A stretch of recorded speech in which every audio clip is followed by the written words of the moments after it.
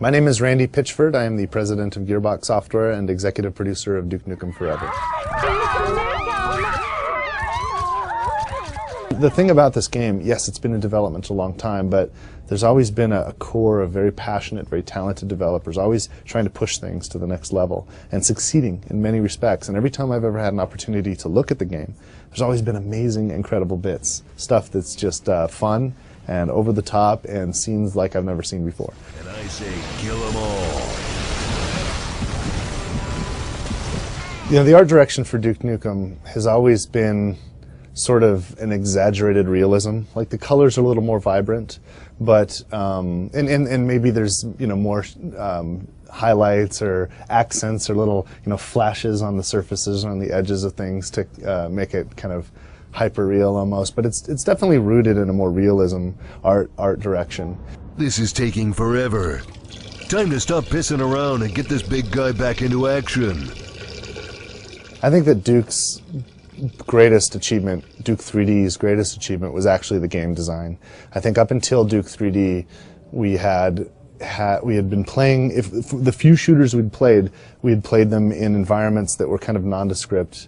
Whereas Duke finally took it to a real world. Now, Duke's world isn't our world. It's kind of like a funhouse mirror reflection of our world. It's very much like our world, but it's almost like a upside-down, topsy-turvy version of our world. So when we're in that world and looking through the lens of our understanding to see what his world looks like, it's very funny to us, and so we're amused. The gameplay itself, though, is really it was really far ahead of its time in terms of what shooters can do. First of all, you had a wide spectrum of tools and weapons in Duke's arsenal, and this allowed for all kinds of interesting new kinds of gameplay. Instead of only being about, you know, getting your cursor on the enemy and pulling the trigger with a reaction time skill test that's faster than what it takes for that guy to make your health go down to zero. Now you're doing things like laying traps with trip mines, and you're shrinking people and stepping on them, and you're you know, freezing guys and breaking them into little ice cubes, and you're basically using all of these tools in tandem to find all kinds of ways to overcome the challenges.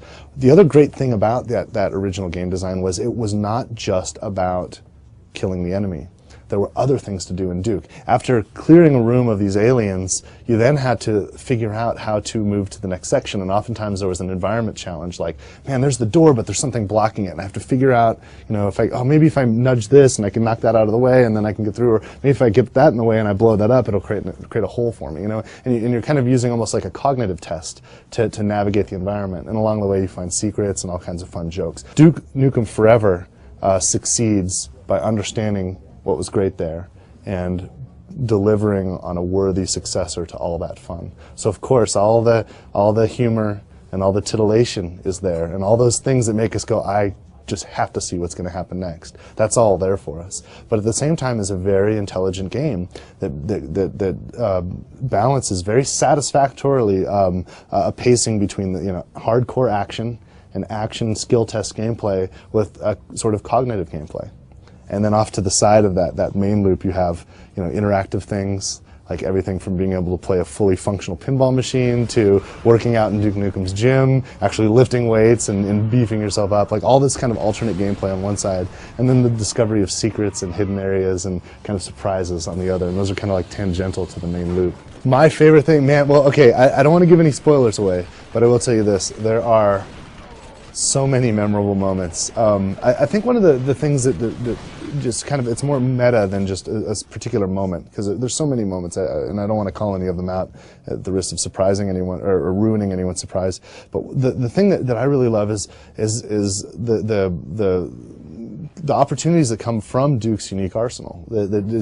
It's totally almost absent in shooters these days. In fact, you know, a lot of the other shooters I'm playing now, everything's devolving to just being about ballistic weapons. It's just like cursor, skill test kind of stuff.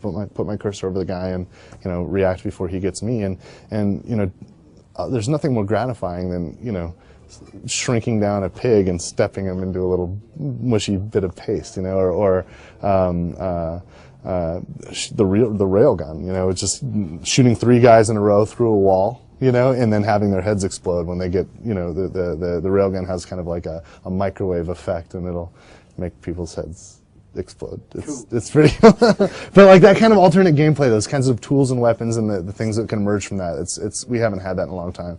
Pipe bombs and tripwires, traps with tripwires, great stuff. You can't have a true, honest successor to Duke Nukem Forever without, paying off all of our fond memories, right? We must have trip mines and pipe bombs and all those things and holodukes and steroids and all that fun stuff. At the same time, though, if that's all you have, then we're not being surprised and excited by new things. So there has to be some new things thrown into the mix as well.